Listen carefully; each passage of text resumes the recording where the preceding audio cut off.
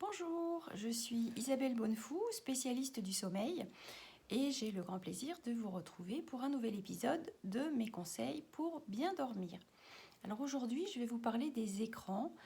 Vous n'êtes pas sans savoir que il est fortement recommandé d'éviter l'utilisation des écrans le soir. Et la raison en est très simple, c'est que la lumière bleue qui est dégagée par ces écrans euh, est responsable du blocage de la sécrétion de mélatonine, qui est l'hormone qui va induire le sommeil. Cette hormone étant bloquée, vous risquez d'avoir de grandes difficultés à vous endormir si vous utilisez ces écrans.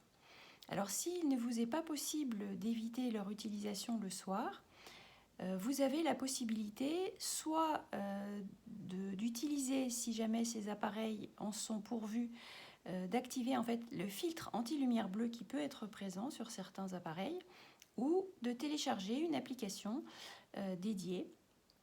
Toutefois, ces filtres ne sont pas toujours très efficaces et donc je vous recommande fortement de faire appel à des lunettes filtrantes spéciales que vous pouvez vous procurer chez votre opticien ou sur internet. Ce sont des lunettes qui ont des verres jaunes, voire orangés. Plus les verres sont foncés et plus ils sont efficaces. Deuxième point que nous avons évoqué lors d'un précédent épisode, il est important d'arrêter complètement l'utilisation de ces écrans au moins 1h30 avant d'aller vous coucher pour permettre de mettre en place un sas de décompression. Alors ce sas de décompression, je vous ai expliqué la dernière fois que en fait il est nécessaire pour passer d'un mode actif du cerveau à un mode repos qui va vous permettre de vous endormir.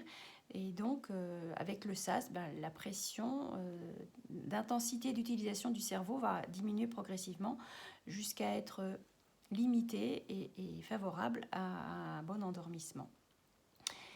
Le dernier point consiste en fait au fait que les liens sociaux sont beaucoup coupés actuellement. Et donc, vous déconnectez de vos écrans pour vous connecter à vos proches. Ce sera quelque chose de beaucoup plus sympathique et de beaucoup plus profitable pour vous. Sans compter que l'hyperconnexion auquel certaines personnes ont tendance à s'adonner est plutôt peu recommandée parce que ça entraîne des addictions. Donc voilà, à tout point de vue, il est vraiment souhaitable d'arrêter les écrans le soir dans la mesure du possible pour bien dormir. Voilà pour aujourd'hui. J'espère que ces informations vous auront été utiles.